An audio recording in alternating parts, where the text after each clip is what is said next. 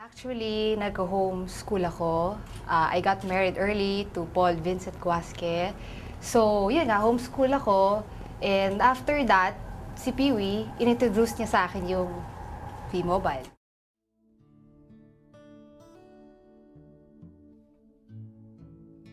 Nagkaroon ako ng income kahit I was studying lang.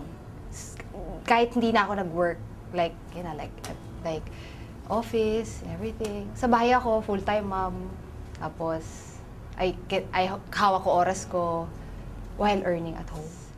Ngayon na nag-V-Mobile kami, hawak na namin yung oras and nabibili na namin yung kailangan namin sa pamilya namin. Hindi na kami like yung talagang hirap na ganito, ganyan, yung talagang budget.